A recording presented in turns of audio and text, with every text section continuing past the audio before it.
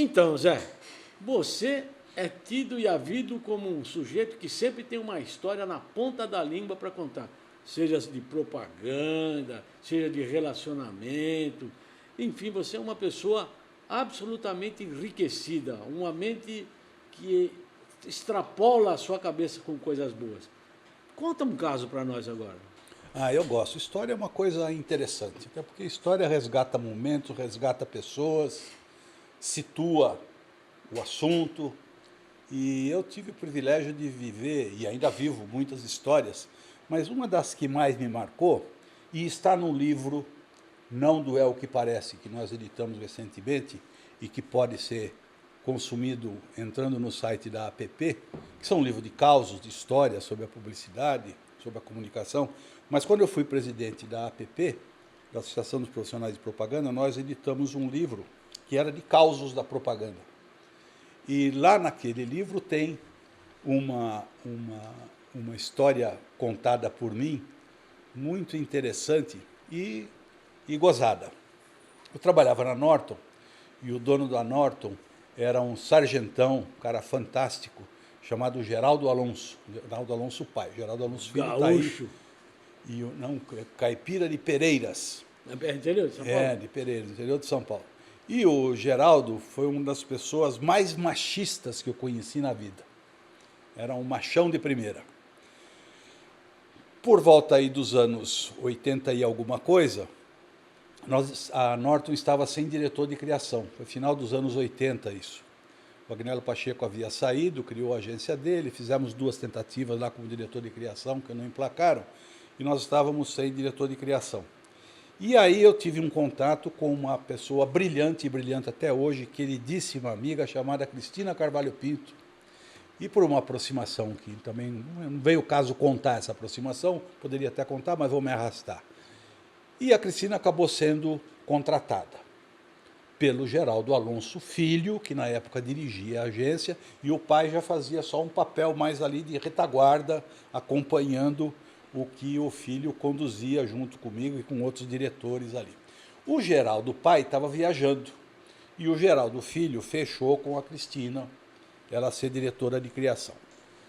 Aí o Geraldo pai voltou de viagem, e Geraldo Filho e eu fomos na sala do pai. Eu lembrei da piada. Não é piada, Não é piada, é verdade, cara. Conta. Essa vai ser do caramba. Contamos para o pai que nós tínhamos resolvido o problema de criação. A Cristina, na época, estava no auge da carreira publicitária, criativa, excelente, mulher brilhante, inteligente. A hora que nós falamos, ele virou e falou assim: o quê? Vocês estão contratando uma mulher para dirigir a criação? O que vocês têm na cabeça? Merda! Mulher tem que parar de trabalhar às 5 horas para pegar filho na escola? Mulher fica menstruada, não vem trabalhar? Mulher não vai saber lidar com esses barbudinhos que cheira pó na criação? Como é que vocês contratam uma mulher, caramba? Os dois passivos, aí ele respirou e falou assim: em que pé está isso? Virou o filho e falou: já contratei. Ele falou: tá bom, o problema é de vocês. Dias depois, a Cristina chegou para o primeiro dia dela na agência. Conhecendo a figura do Geraldo pai, pedi para a Cristina na minha sala e falei: olha, se prepare, porque aconteceu isso assim e assim. Contei para ela. Tudo bem, tudo bem. Fomos na sala, Geraldo Filho, eu e a Cristina. Doutor Geraldo, como ele era chamado na época. Aqui está a Cristina Carvalho Pinto, nossa diretora de criação. Muito prazer. Aí virou o Geraldo e falei: olha, já falei para esses meninos que eles estão cometendo um bruto erro. E repetiu para a Cristina o que havia dito para nós. Literalmente. A Cristina, impassível, que já sabia do assunto, inteligente, virou para o doutor Geraldo, e a partir desse dia ela passou a chamar o Geraldo de Geraldo, e ele chamava a Cristina de Dona Cristina. E ele virou e falou assim, ela virou e falou assim: Geraldo, me dê um tempo para eu provar que você está errado. Tá bem, dona Cristina, os meninos é que se entendem com isso. Passou-se um tempo, meses, e a Cristina fez um trabalho brilhante que ela sempre fez, mas uma das campanhas que marcou muito, a Norton tinha um cliente que era um plano de saúde chamado Interclínicas, que era o xodó do Geraldão. Ele ia lá visitar os médicos, amiguinhos dele, desse plano de saúde e tal. E ela fez um comercial emocional, muito bonito, muito simpático. Nem sei se nós conseguiríamos resgatar, estamos falando aí do final dos anos 80. E o Geraldo gostou muito desse comercial. E ela ficou sabendo. Um belo dia, o doutor Geraldo está passeando nos corredores da criação, entra na sala dela, e ele, como não era de elogiar ninguém, ele dava sinais que gostava. E ele olhou para a sala da Cristina e falou, dona Cristina, essa sala sua aqui está muito feia. Tem que botar uns quadros aqui, tem que mandar enfeitar. Vou mandar botar uns quadros aqui para deixar essa sala mais bonita. Era um sinal de agrado. A Cristina, muito inteligente, falou, Geraldo, puxa, obrigado, eu vou ficar satisfeito. Agora, aproveitando, eu fiquei sabendo que você gostou muito do comercial da Interclínicas que eu fiz. É verdade? Ele falou, é verdade, a senhora está de parabéns, está muito bom. Aí ela virou e falou assim, isso quer dizer que você está mudando um pouco o conceito de que criação não pode ser comandada por mulher? Ele, num relance, sem pestanejar, virou e falou, dona Cristina, sabe o que eu acho? Para mim a senhora é homem. É homem. Essa história eu conhecia. E acabou assim. Ele nunca ia admitir que a Cristina Carvalho Pinto, uma mulher brilhante, conseguiria comandar a criação, e ficou histórico isso. A Cristina até hoje ela fala, não, a conversa não foi bem assim, não, mas foi. Foi assim mesmo. O Geraldão não reconheceu que uma mulher poderia cuidar da criação, mas reconheceu o talento que ela tinha. Você está lembrando de um livro, Zé, lá da APP, né, da Associação dos Profissionais de Propaganda. Até, por sinal, eu escrevi. Comecei a rir aqui, e se as câmeras captaram, viram que eu não estava me aguentando. Por quê? Porque eu já conhecia essa história é antológica. E eu me lembrei de uma outra que eu escrevi também para o seu livro, que era do seguinte, estou almoçando um belo dia no Paddock, que não existe mais, que ficava entre a Consolação e a Avenida São Luís, e lá estava na mesa o Ivan Pinto, o Luiz, que era sócio do Petrônio Corrêa, Luiz Macedo, e o próprio Petrônio Corrêa sentados. E eu tinha uma coluna muito lida no Shopping News, que falava do negócio da propaganda. Shopping News era um jornal, certo? Era um jornal, eu escrevia uma coluna semanal chamada Comunicação em Foco. Aí, puta, não tinha assunto, estava terminando, falei, faltam 5 linhas aqui. Aí eu falei, pessoal, tem uma notícia que brevemente vai estourar no mercado. Envolve a agência MPM e a outra eu não posso dizer por enquanto.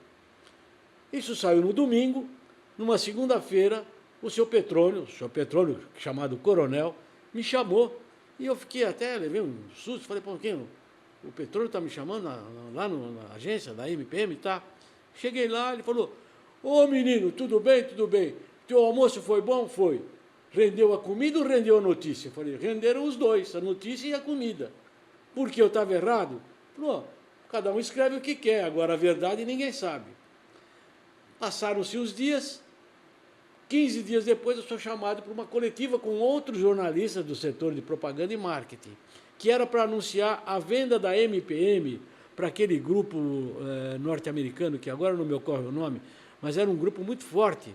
E ali o Petrônio falou assim, olha, desse grupo, obrigado pela presença dos jornalistas que estão presentes, mas tem um aqui que sabia da história muito antes. E eu vou dizer o nome dele agora. É o Antoninho Rossini.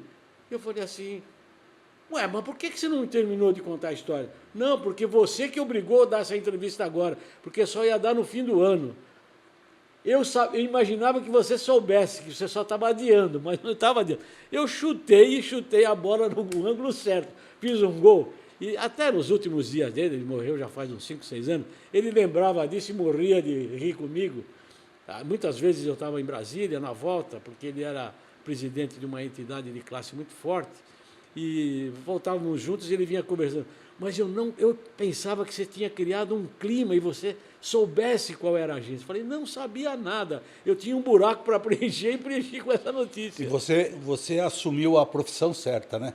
Porque essa função do jornalismo, ela tem muito a ver com você ter ser o dono da notícia, ser a antecipação da notícia. Tem o jornalismo ultra proveitoso, que é aquele que é o analítico. Mas esse do furo, do sangue na veia, da atualidade, é uma coisa importantíssima para se dedicar a essa profissão chamada jornalista. Pois é, essa me deu grandes alegrias e muitos problemas. Te interessa saber de um? Não, claro. E citar nome? Você segura essa? A gente vive. Então vou dizer a gente vive de bons e maus exemplos. Então, esse é um exemplo que me custou. Seguinte, eu durante 18, 19 anos, o pessoal que acompanha a gente aqui sabe, trabalhei na Bandeirantes com 3 boletins diários falando sobre o negócio da propaganda. E num belo dia recebi na minha sala um press release. Press release, para quem não sabe, é uma informação voltada para o jornalista. O jornalista lê aquilo, faz uma entrevista, faz uma matéria, ou senão joga fora. Ou se desdobra, quer saber mais. Quer saber mais, exatamente. Esse é um press release, um comunicado para jornalista. E no press release dizia que o isotônico, como é que chamava? Red Bull estava vendendo mais do que o concorrente, que era X. E eu olhei e falei, puta, cara que escreveu isso não entende nada. Red Bull, primeiro, não é isotônico, é um energético. E outra coisa, essa comparação é comparar coisas diferentes. Uma melancia com um abacaxi. São coisas diferentes. Aí eu falei, olha, recebi um material dando conta de que o Red Bull está vendendo mais porque se transformou no isotônico preferido para quem pratica esportes e não sei o que. Aí fiz uma matéria. E aproveitei a minha coluna no Shopping News, já que eu escrevia e falava, botei lá também. E aí o que acontece? Recebo uma intimação deste tamanho, fazendo com que eu tivesse que me retratar nos mesmos espaços, fazendo a correção de que não era aquilo que eu tinha dito correspondia à verdade. Peguei de cara, procurei o meu chefe na Bandeirantes, e meu chefe na Bandeirantes, que era o Marcelo Parada, que hoje é vice-presidente do grupo SBT, ele me levou para a assessoria jurídica. A assessoria jurídica leu, falou assim, olha, de fato você tem 48 horas para se retratar, mas não se retrata nada que isso vai morrer. Pois é, eu sou jornalista e também sou formado em Direito, eu sei que não é bem assim. Quando tem uma citação dessa, se você omite, quando vira uma ação judicial, você já começa a perdedor. Então eu falei, epa, vou procurar o meu advogado, que aqui na Bandeirantes ninguém vai me ajudar. Procurei um advogado e o advogado falou, mas é verdade? Eu falei, claro que não. Não pode comparar o Marathon, estou falando, citando o nome, que eu não me lembro se era Marathon. O Marathon é o isotônico, o outro é o energético. O pessoal bebe o energético à noite de sexta-feira, mistura com bebida alcoólica e provoca muitos acidentes. E eu tenho aqui essa informação. Ele falou, então prova para mim isso que você está dizendo. E é o tempo correndo. Eu tive que rapidamente entrar em contato com alguns amigos meus jornalistas. Um deles me indicou a associação das mães que tinham seus filhos acidentados por causa de usar o bendito do energético, nos Estados Unidos. Peguei por um canal do New York Times. Levantei os dados.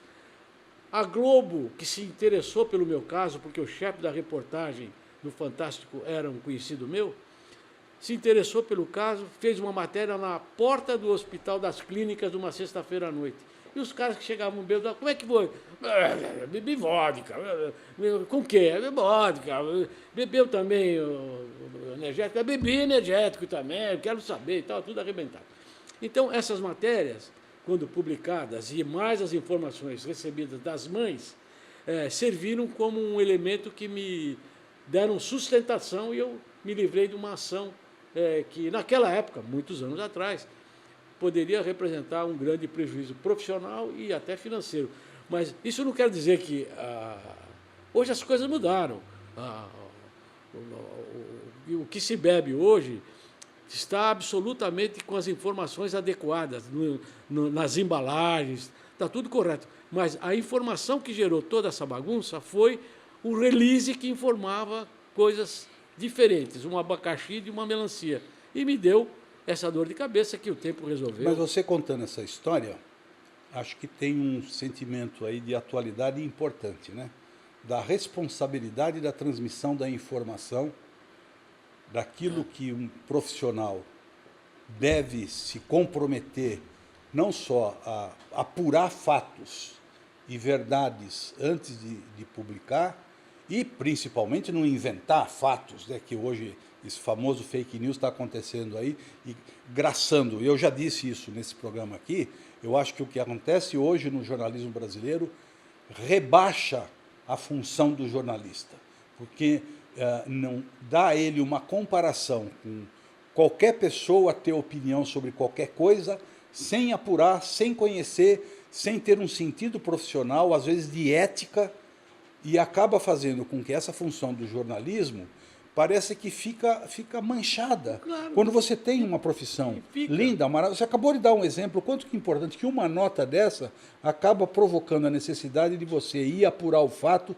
e buscar a verdade, se defender quando é preciso, porque você tem convicção naquilo que você transmitiu. Sim, claro. Não foi uma coisa aleatória que você Não, recebeu não. de um meio de comunicação e repassou para frente como se fosse algo que você tivesse... Quando você repassa uma notícia que você nem tem certeza de que aquilo é uma informação correta, você não deixa de estar sendo conivente com a divulgação de algo que não é correto. Mas foi uma coisa, estou falando coisa de 10 anos atrás, energético e isotônico... Acho que é mais de 10 anos. Né? Mais. Energético e isotônico são produtos de mercado absolutamente válidos, só que ocorria que alguém misturava um com bebida alcoólica e dava todo o problema. Mas, graças a Deus, terminou, e eu só estou contando porque eu acho que é uma curiosidade para quem escreve, para quem acompanha esse mundo maravilhoso da comunicação. E me lembra a frase: a vida é feita para quem topa qualquer parada, não para quem para em qualquer topada. Esse é o Zé Francisco.